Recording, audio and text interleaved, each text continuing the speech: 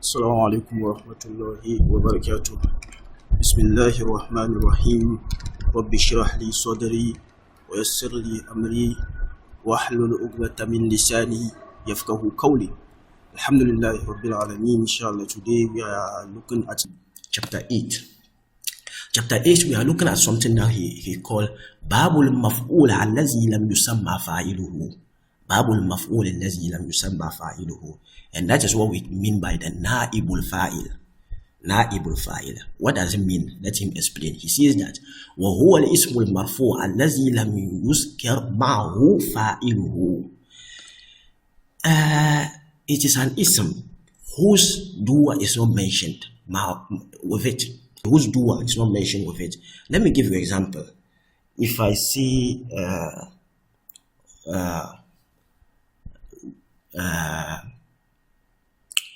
Kutila Muhammadun.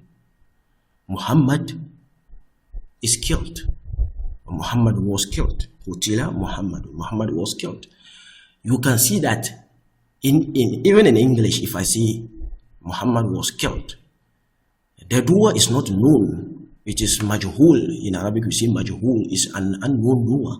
Or if I say the apple was eaten, who ate it? No, we don't know, because of the type of verb that is used. Okay, if I say that the book was stolen, who stole it? Unknown. If I just say stolen, okay, so those verbs, if it is used, the dua is not known. So that is what we term as a na'ibul fa'il.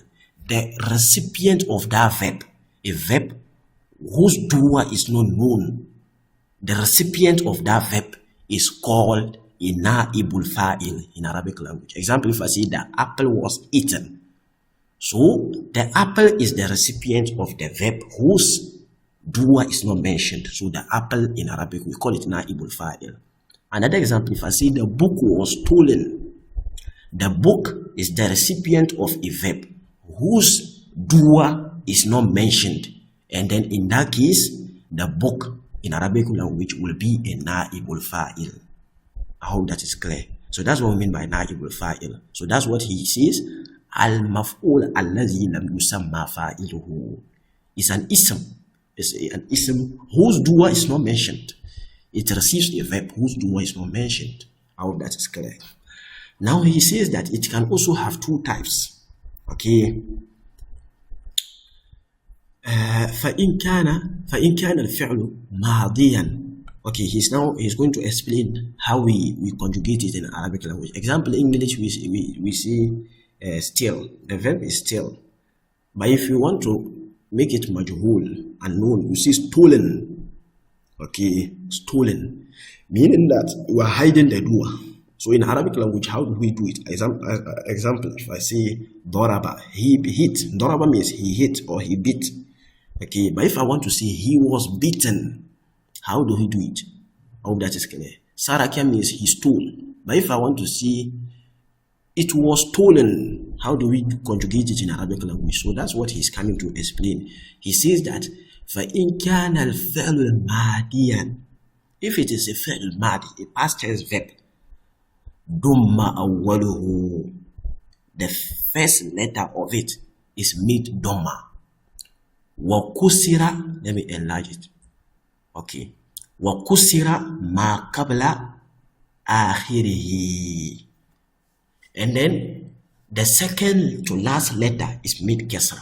So that's the, see here. Let me show you this example. Observe here. Please observe here. I hope you can see here. The Arafa. Okay, in blue, that the verb is initial Arafa. Arafa means he knew. But if I want to see that's past tense. If I want to see it was known, I hope that is clear. Meaning that who is the doer? Who knew it? No one knows them. It's not mentioned. That is majhul. So if I want to do it that way, how do I do it? If it is, that's what the Sheikh is saying. Dumma awwaluhu. The first letter is made Dumma. So you can see the red, it signifies that is how it is initial. That's the initial form of it. Arafa. Arafa means he knew. But if I want to make it majhul, I will make the first letter Dumma. So it is now U instead of A is now U. Then he now sees that the second last letter, here what's the second last letter? Is it not the Ra? The Ra is mid Kesra. So that's the two things you do. If it is Fi'l Madi, you make the first letter Dhamma, the second to last letter Kesra. So Urifa. Urifa. That's how it is. So Saraka. You see, Surika. Surika means it was stolen. Who did it? We don't know. Okay. Akala. Akala means he ate. So if I say Ukila, mean it was eaten. We don't know the doer. So in simplicity, how do you conjugate it? Just take the verb. If it is past tense verb, put Dhamma on the first letter, put Kesra on the second to last letter, and it is now Majhul. So that is how it is.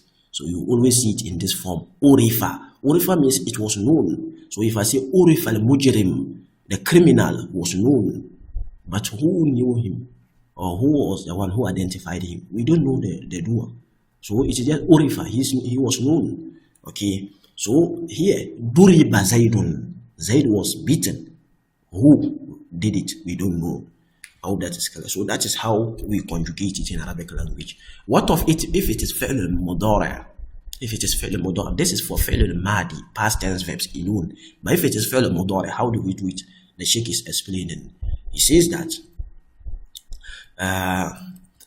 وَإِنْ كَانَ مُضَارِعًا, if it is Mudari', دُمَّ أَوَّلُهُ, the same way, the first letter is mid Dhamma. وَفُتِحَ مَا قَبْلَ آخِرِهِ, and the second to last letter is mid Fatha instead of Kesra in the Madi. So the Madi make the first letter Dhamma, the second to last letter Kesra. In the Mudari', make the first letter Dhamma, the same way, but the second to last letter Fatha. I hope that is clear. Example, Doraba, you see what? Yadoribu. See here, the red signifies the initial form of it. Yadoribu. Yadoribu. Just take the red vowels. Yadoribu here. I'm talking about here, the blue. Yadoribu. I'm saying Yadoribu. Ya'arifu. Rather. Ya'arifu. Ya'arifu. Okay. But if I want to see it is being known, so I'll put Dhamma on the first letter and then Fatha, the blue. I'll put Fatha on the second to last letter. It will now be Yu'rafu. So Yu'rafu al-Mujrim. Okay. The criminal is being known. So Allah says on the day of judgment, يُعْرَفُ الْمُجْرِمُونَ بِسِيمَاهُمْ.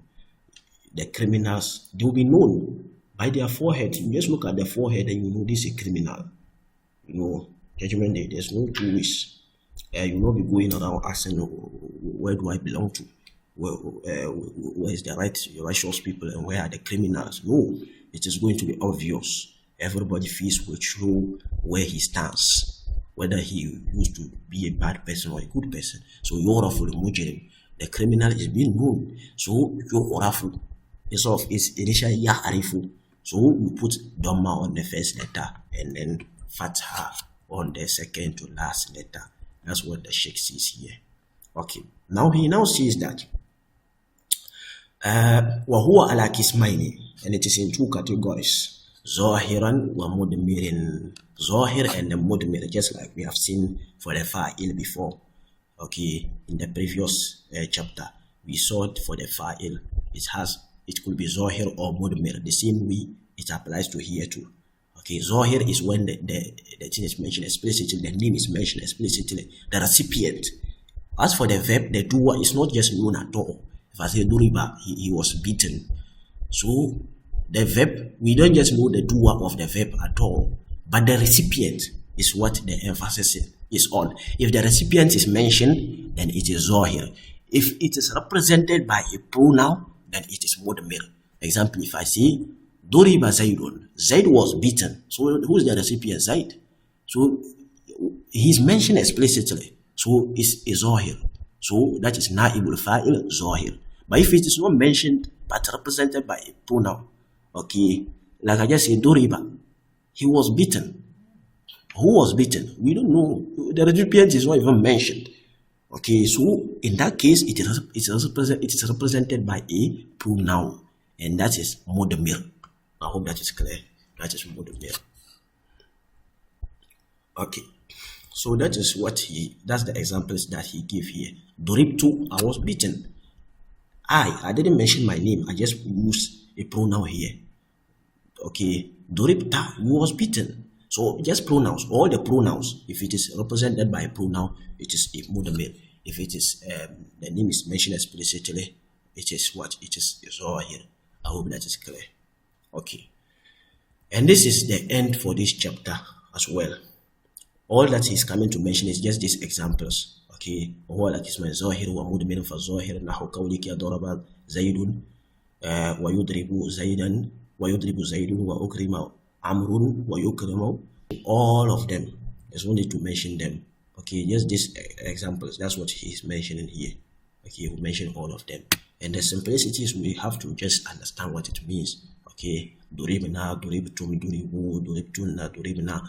When it is represented by pronoun, that is mudmir. When the name is mentioned explicitly, that is zohir. I hope that is clear.